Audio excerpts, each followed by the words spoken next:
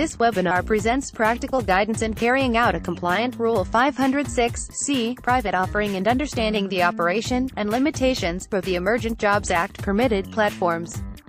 Chicago, Illinois, PRWEB, April 21, 2018. 6 years after enactment of the Jumpstart Our Business Startups Jobs Act, its impact in reducing regulatory burdens and barriers to capital formation for startup, small, and emerging growth companies is ripe for consideration.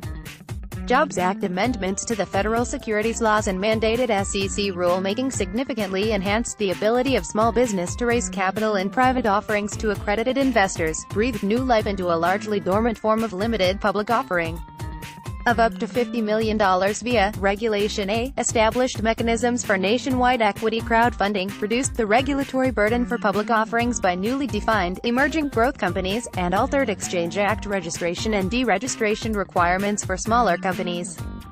The Jobs Act, a retrospective. In each episode, seasoned practitioner panelists explain not only how the Jobs Act has changed the regulatory landscape to date, but also how small issuers can confidently take advantage of the financing opportunities and cost efficiencies in capital formation it has created. Panelists also discuss possible future modifications to the Jobs Act mandated regulatory structure. The first episode of the series is Impact of the Jobs Act on Private Offerings and airs on April 26 at 10 a.m. Central Standard Time. Register here, and features moderator Robert Rapp of Case Western Reserve University School of Law. He is joined by Christopher K. Spreen of Cal Phi Halter. This webinar explores what many call accredited investor crowdfunding, effectively established by the Jobs Act and mandating the elimination of a ban on general advertising and solicitation in private offerings carried out pursuant to Rule 506 of Regulation D under the Securities Act of 1933, and authorizing the creation of Internet platforms specifically designed to facilitate compliant Rule 506 offerings to accredited investors. Rule 506 of Regulation D permits private offerings by an issuer in unlimited amounts to an unlimited number of accredited investors, as that status is defined in Regulation D, and up to 35 non-accredited investors, provided all conditions of the rule and Regulation D generally are satisfied.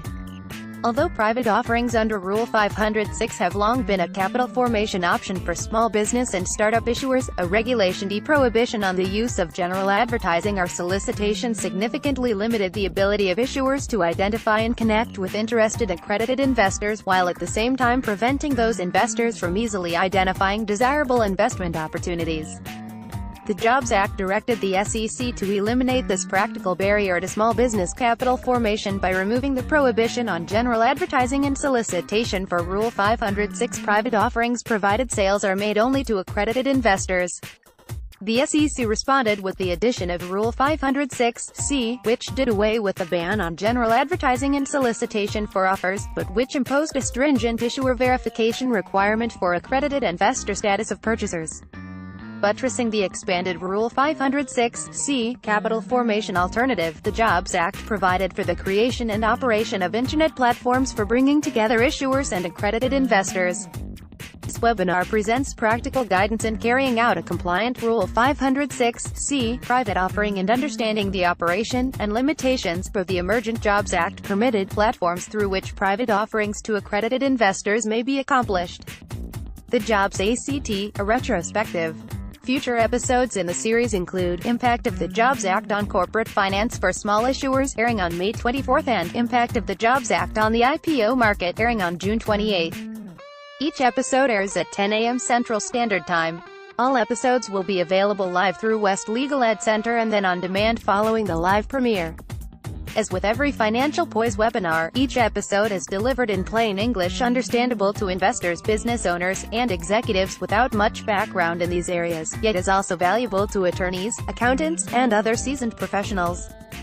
And, as with every Financial Poise webinar, each episode brings you into engaging, sometimes humorous, conversations designed to entertain as it teaches. Each episode in the series is designed to be viewed independently of the other episodes, so that participants will enhance their knowledge of this area whether they attend one, some, or all episodes.